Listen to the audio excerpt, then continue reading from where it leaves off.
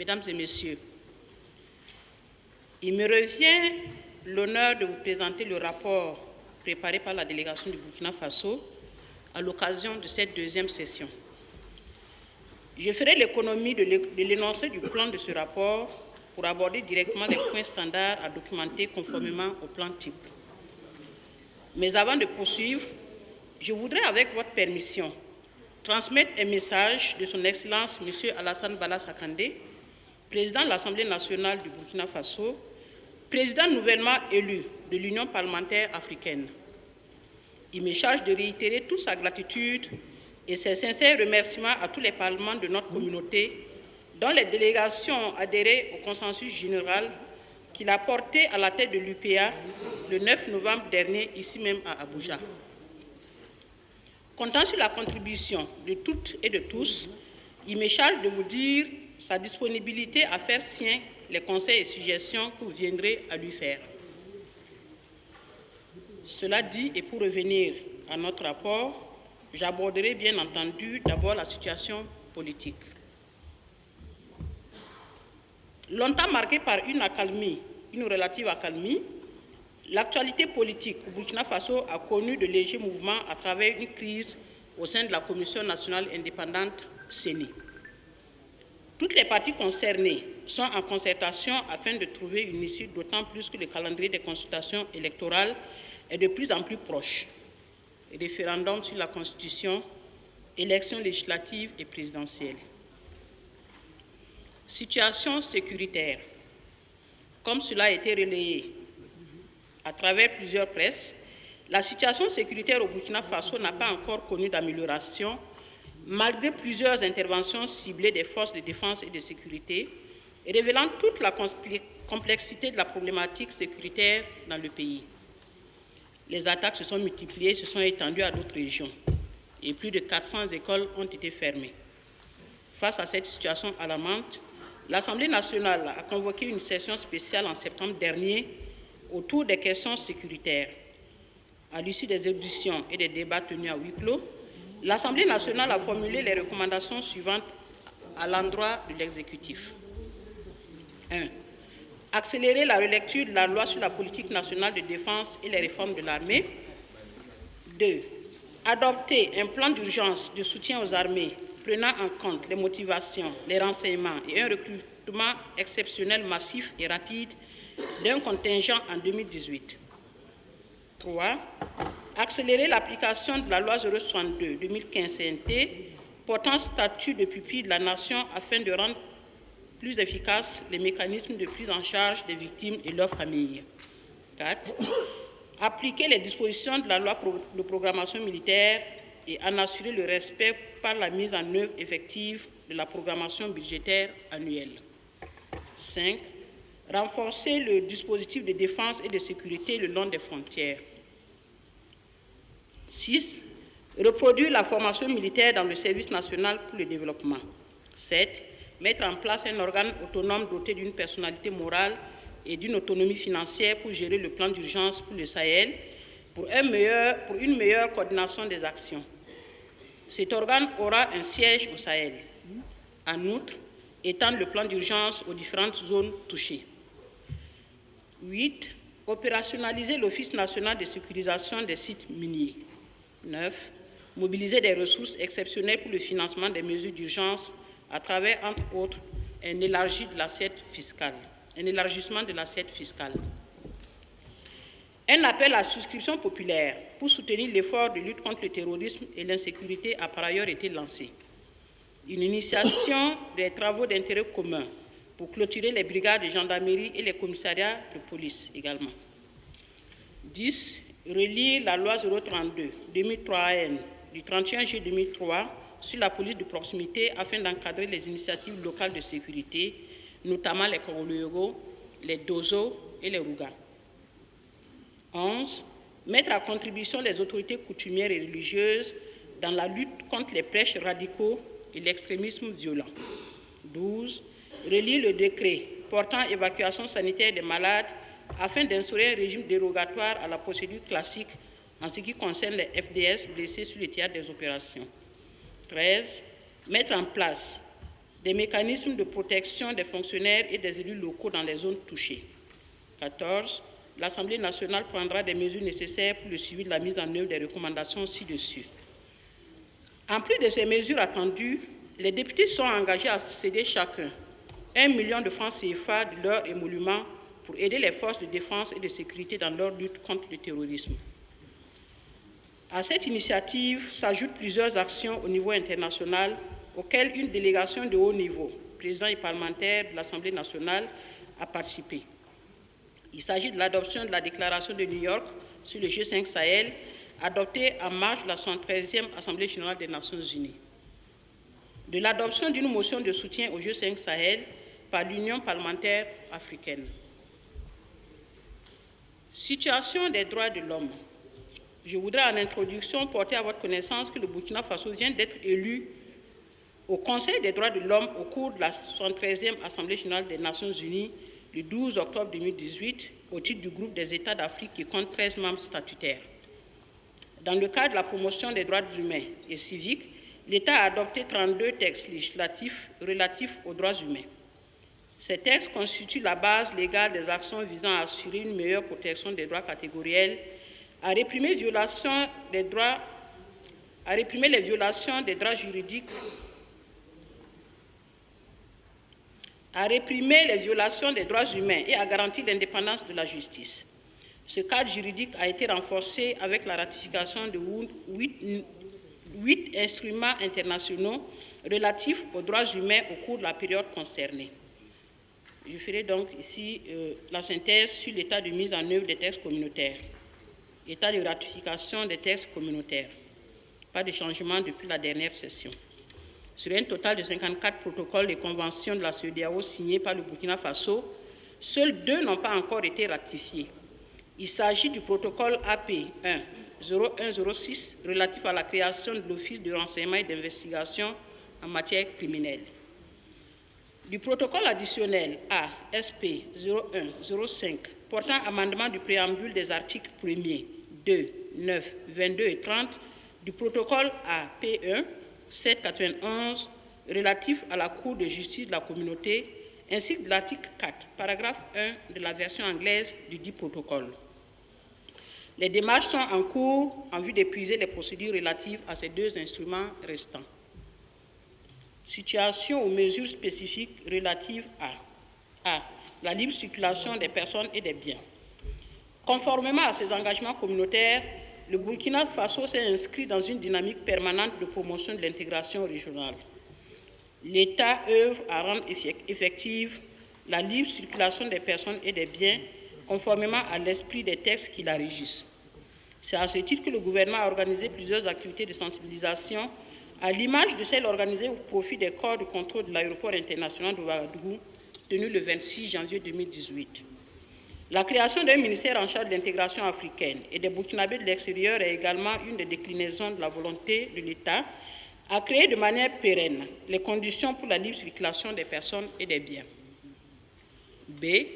La lutte contre la corruption et le blanchiment d'argent. La corruption reste toujours d'actualité au Burkina Faso selon les rapports réguliers du réseau national de lutte contre la corruption, RENLAC, mais des avancées significatives ont été faites en matière de contrôle des institutions publiques depuis le renforcement des statuts de l'autorité supérieure de contrôle de l'État, ACE, qui chaque année conduit des audits financiers au niveau des départements ministériels. Depuis la constitutionnalisation de cette institution et la sécurisation de la carrière des agents publics qui l'animent, elle exécute sa mission de contrôle avec plus d'objectivité et d'efficacité. Par ailleurs, on constate ces 3 dernières années la montée progressive d'un certain contrôle populaire qui de l'action gouvernementale. Il s'agit là de changements certes timides, mais qui ont un impact sur la gouvernance financière générale. C. État de mise en œuvre des programmes et projets communautaires, projets d'infrastructure et de transport, situation économique, croissance économique. En dépit d'une situation sécuritaire sous-régionale et nationale dégradée au premier semestre 2018, avec des attaques terroristes, l'activité économique enregistrerait une accélération au rythme de sa croissance. En effet, au premier trimestre 2018, le PIB réel a reculé de 0,6% par rapport au trimestre précédent. comparativement au premier trimestre 2017, l'activité économique au premier trimestre 2018 demeure en hausse de 8,3%. Le taux de croissance du PIB réel devait s'accélérer légèrement en s'établissant à 7,0% en 2018, soit une progression de 0,3 points de pourcentage par rapport à 2017. Cette croissance serait tirée par l'ensemble des secteurs. L'inflation en moyenne annuelle est restée modérée et s'est située à hauteur de plus 1,3% à fin juin 2018, contre moins 0,5% en juin 2017. En matière de finances publiques, en cette moitié de l'année 2018, l'exécution des opérations financières de l'État est ressortie déficitaire de 80,8 milliards de francs CFA, contre un déficit de 253,4 milliards de francs CFA à fin juin 2017.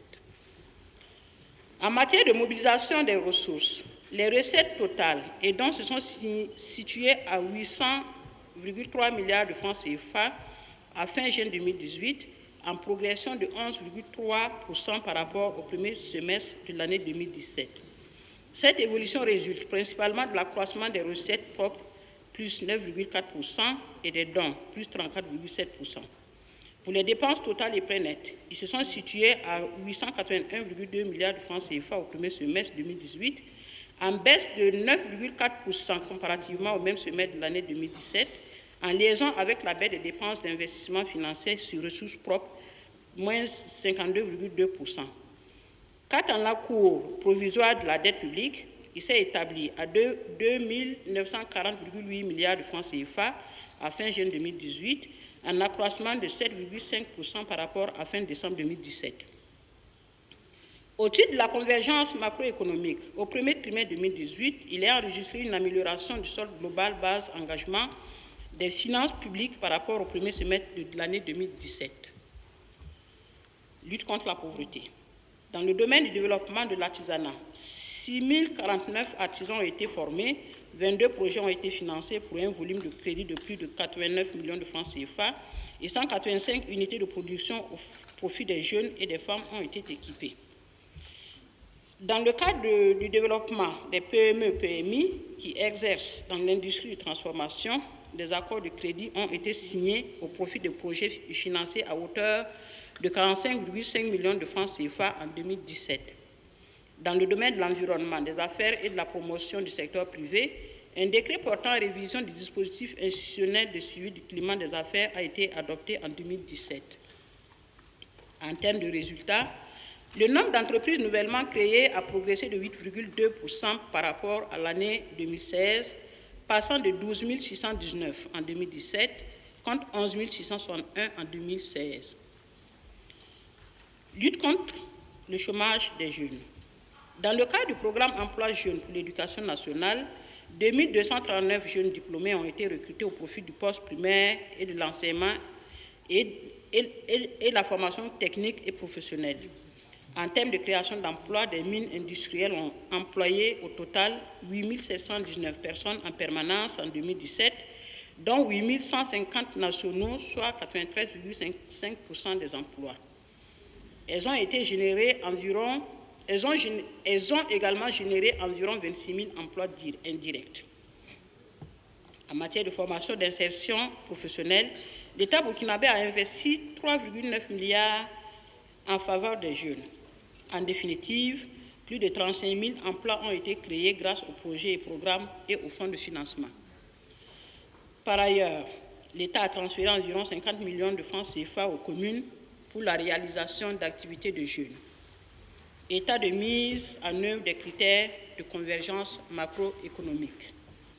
Au regard des critères de convergence adoptés selon l'acte additionnel ASA 01 12 15 du 16 décembre 2015, l'état de convergence du Burkina Faso au titre du premier semestre 2018 se présente comme suit. Critères de premier rang. Ratio du déficit budgétaire, dont compris base engagement rapporté produit intérieur brut, inférieur ou égal à 3%. Le solde global, donc compris, s'est situé à moins 80,8 milliards de francs CFA à fin juin 2018, contre moins 253,4 milliards de francs CFA à la même période en 2017.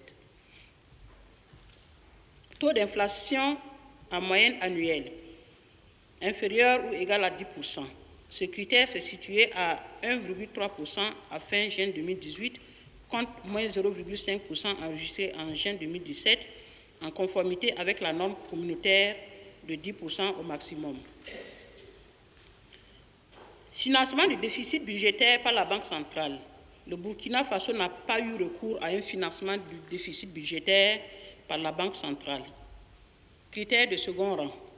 Ratio de l'encours de la dette rapportée au PIB nominal, norme inférieure ou égale à 70%. Ce ratio s'est situé à 36,7% à fin 2018, juin 2018, contre 36,2% à fin décembre 2017, en conformité avec la norme communautaire de 70% maximum. Variation du champ nominal, plus ou moins 10%. La variation du taux de change moyen du CFA par rapport à l'unité de compte de l'Afrique de l'Ouest, UCAO, s'est établi à 2,1% CEDEAO en 2017, contre une appréciation de plus 0,5% en 2016, se situant ainsi dans la bande de plus ou moins 10% en mars 2018. Recettes du prélèvement communautaire. Évolution des recettes minières mobilisées par la Direction générale des douanes au titre du prélèvement communautaire en millions de francs CFA. Prélèvement communautaire CEDEAO. Vous avez le tableau devant vous, donc je ne vais pas le décliner. Paiement des produits du prélèvement communautaire. Le paiement des produits du prélèvement communautaire au profit de la CEDEAO. À la date du 31 décembre 2017, le circuit informatisé de la dépense du ministère de l'Économie et des Finances enregistre le déblocage d'un montant de 1 194 384 550 francs CFA au titre des contributions communautaires, PC-CEDEAO. Il n'y a pas d'arriéré à proprement dit sur le paiement du PC-CEDEAO au niveau de l'État burkinabé. Il y a seulement un décalage entre le recouvrement et les reversements au compte BCAO de la CEDEAO. Les mesures sont prises pour éviter le cumul des reversements du PC au compte de la CEDEAO. Environnement et changement climatique.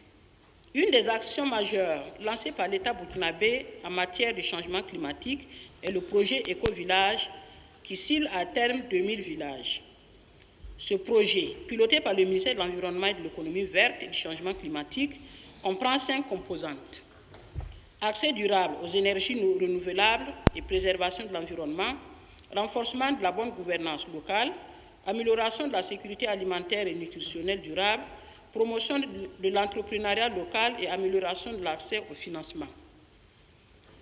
En ce qui concerne spécifiquement la composante accès durable aux énergies renouvelables et préservation de l'environnement, d'ici la fin du projet, les populations des villages bénéficiaires auront accès à l'électricité grâce à une mini-centrale solaire de 15 kW avec stockage par batterie pour une production totale de 50 MW par an et par village. Activité de sensibilisation par les députés. L'Assemblée nationale dispose de nombreux mécanismes pour permettre aux députés de rendre compte de leurs activités à la population. Il s'agit de la diffusion des plénières de l'Assemblée nationale à RTB, la radio-télé Burkina, et à la radio du Parlement. L'organisation de conférences de presse pour partager les activités menées par l'Assemblée nationale à l'intérieur ou à l'extérieur du pays. L'organisation des séances de redevabilité parlementaire en faisant des tournées dans les provinces pour rencontrer les populations et assurer la reddition des comptes.